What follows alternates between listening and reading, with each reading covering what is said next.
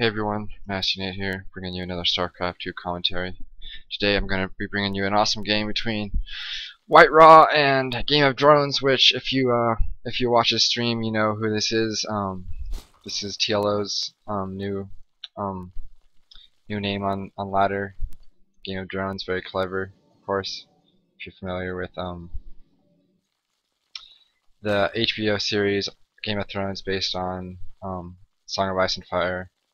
It's a clever play on words because, of course, as we all know, if you play Zerg, you make a lot of drones. That's the idea. It's all a game of drones. How many drones will you make, and then when will you stop making drones and start producing units to build an army to defend and attack? Anyways, this map's gonna be on a Tiga shipyard. Both these players are on the EU, of course. WhiteRa, well-known pro-Rust player, and TLO, actually well-known to play Zerg and Terran, I think. In fact, he used to play random, I believe, if I'm not mistaken, for a little while at least. He's also a Brood War player, very awesome. Unfortunately, if you haven't seen TLO in any tournaments recently, big tournaments, the reason is he hasn't been playing that much. I believe because he has carpal tunnel syndrome, unfortunately, which has limited his ability to play StarCraft as much as he wants to. Unfortunately, so yeah, he's in recovery, still playing StarCraft, I guess, but just not as much, not as seriously. Anyways, it looks like WhiteRa is going to be starting out with a Forge FE, which is a standard opener for Protoss against Zerg, especially. Always a great idea to throw these pylons down, build cannons, especially when you're the opponent Zerg is not hasn't built a spawning pool. Whenever they open hatch first, this is always the best option to deny this expo, which he probably will do if he successfully macros this probe. Keeps building new pylons and cannons. See how many workers TLO has to pull. He only has about 6, 7 workers mining. Now even though it looks like this is gonna fail now, he still lost all that mining time, which is definitely economical advantage to WhiteRa, even though this cannon rush on the expo totally didn't work at all. And now he sees that there's no spawning pool down. Wow, this far into the game, how many? We're at 17, 18 workers now, and still no spawning pool, which is very surprising. I guess he doesn't really need it. He can just drone up. But he doesn't want it for the queens. As soon as you have the 200 minerals to spare, you definitely want to get that spawning pool up to get queens out, so you can start your injects and spread your creep. However, I suppose if you know you can get away with it, if your opponent, if you get your expo up and your opponent has gone with a Forge Fast Expand, then you are pretty safe to wait as long as you want to on that spawning pool. But we see now that WhiteRa is actually quite a bit ahead in the worker count because of all the lost mining time for TLO.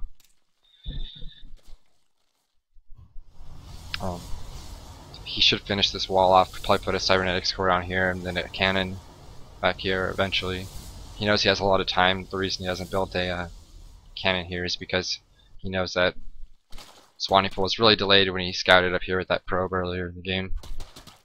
Now it looks like he's going to be taking this pylon out finally.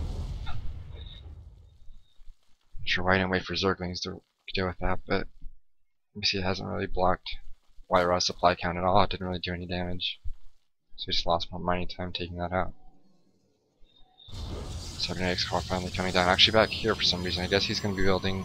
Not sure what he's going to be doing about this wall off here. This is very strange. I guess he could put a second gateway here once this pylon finishes. Yeah, this is probably what he's going to do. An early +1 for WhiteRa, huh? Okay, it looks like he might be going some kind of +1 timing attack with a bunch of gateways. Is usually what you'll see here. Either this or with an robotics bay with immortals. Some kind of +1 timing attack with a fast upgrade like that. Meanwhile, TLO are on a fast layer.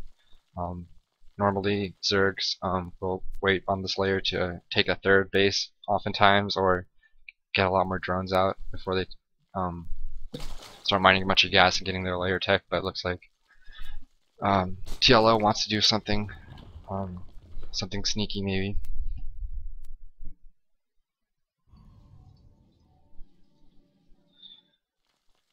But no creep spread yet on TLO's part, which is interesting. He only has 2 queens out, so he can only afford injects, I guess.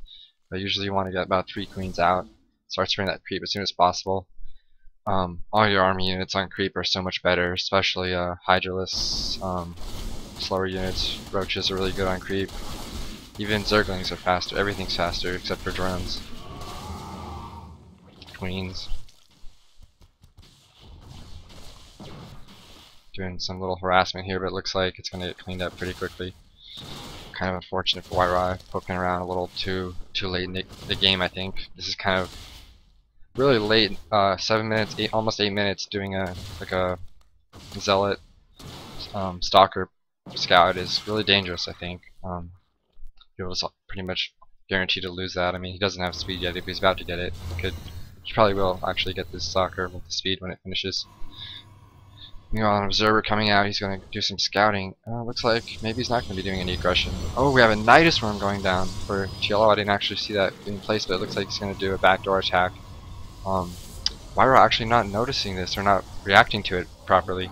Oh, he hasn't seen it. He has no information on what's in there until right now as this Nidus Worm's popping, which he would have known anyways from the sound it makes. But looks like this is really going to catch WhiteRa with his pants down, so to speak, because Warp Gate research just now finishing, so yeah, he's gonna be in a world of hurt here. It looks like a lot of Zerglings on the field.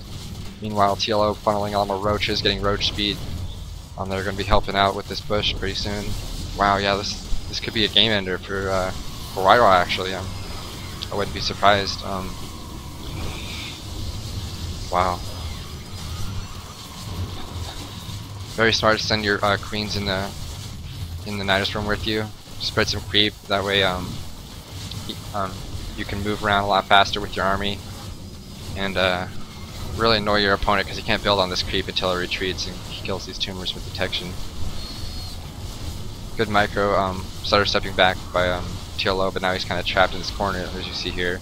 All its queens are dead. But he's funneling more roaches in. There isn't a moral out, however, which looks like this. Actually, surprising to me, this attack's actually going to be cleaned up.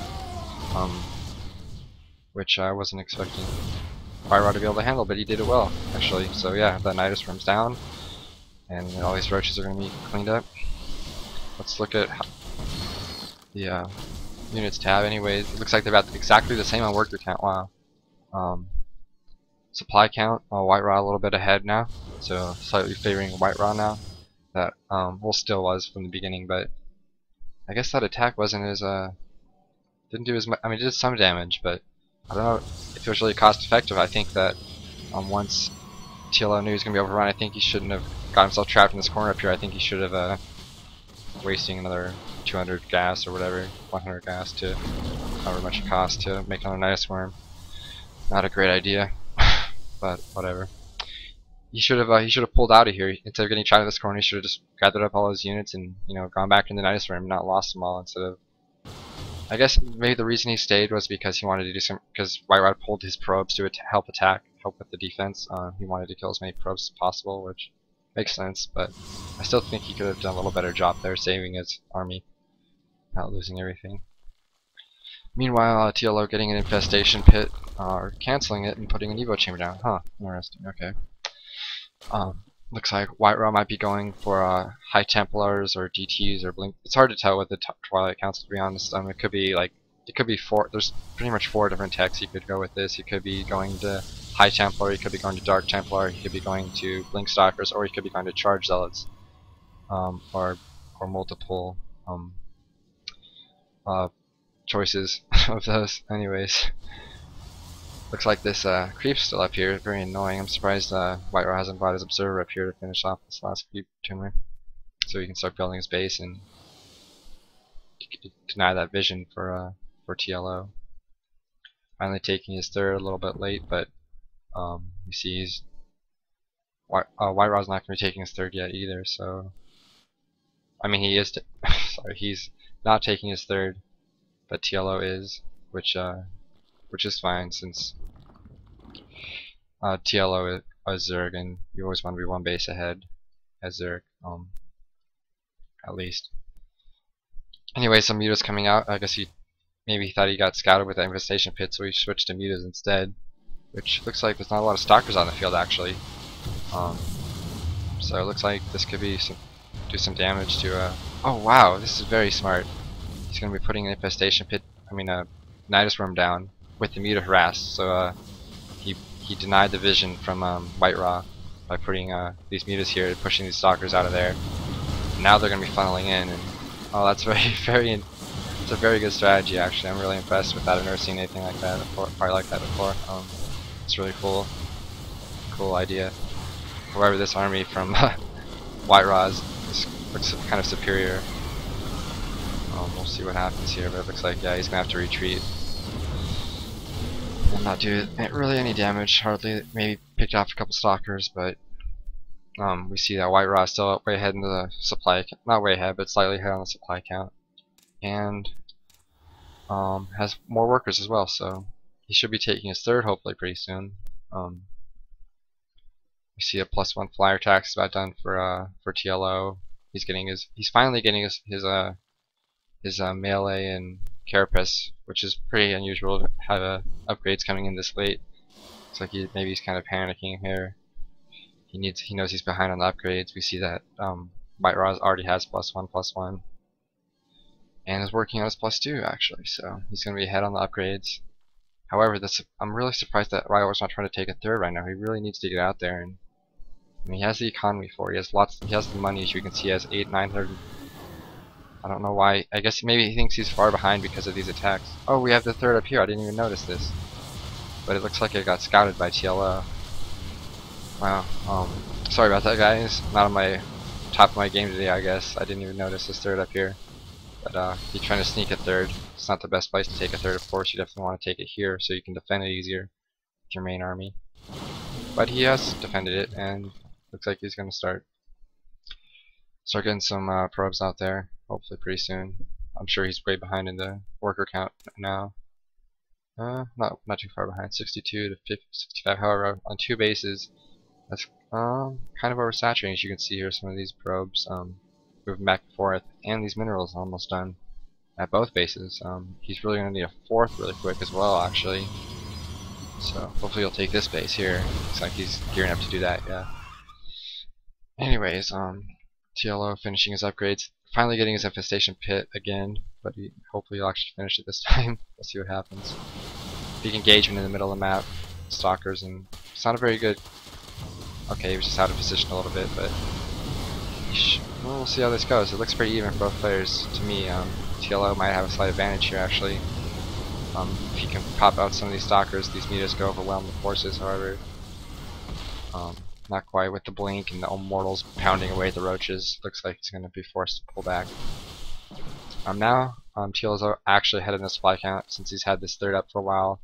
WhiteRa really is not saturating. I'm not sure why he's not pulling any probes over to his third or his 4th yet. Well, his 4th isn't done, but he really should have some more workers over here. I guess he's afraid of an attack and losing all those probes. So here we see now the mutas are coming in to clean this up. But they didn't really do any damage. They took out a couple probes. And oh, now they're going to the main. They're really going to kill a lot of probes in here because there's no cannons. And there's a lot more workers for him to kill. Wow. It's really good for TLO. And this army kind of stuck here. I don't know what this is about. What's going on? Some fail to blink, I guess. So the only way to blink into your main, you have to do it twice. And the 4th is going to be taken out. Everything out of position, losing 2 immortals and another warpin for nothing. Wow, this really favored TLO all of a sudden. He's way ahead in the supply count now, 170 to 111. WhiteRa kind of panicking, getting his Dark Shrine up, but this looks like this is going to finish the game right here. Actually, let's see what WhiteRa can do at this point. Let this army in here. He just got beat by an army that had superior speed. He couldn't get around as fast. Muddling very strong against slow-moving Protoss armies, of course. If you harass with them, looks like that's going to be the end of the game. Oh, okay. Well, maybe there's some more games by TLO and WhiteRa, but I didn't see any on the replay side I used. But thanks for watching, everyone, and I hope you enjoyed the replay. I'm gonna be bringing you some more replays soon, hopefully. More pro replays, I think, is what people seem to like more than my own. Anyways, thanks for watching. I'll see you guys next time.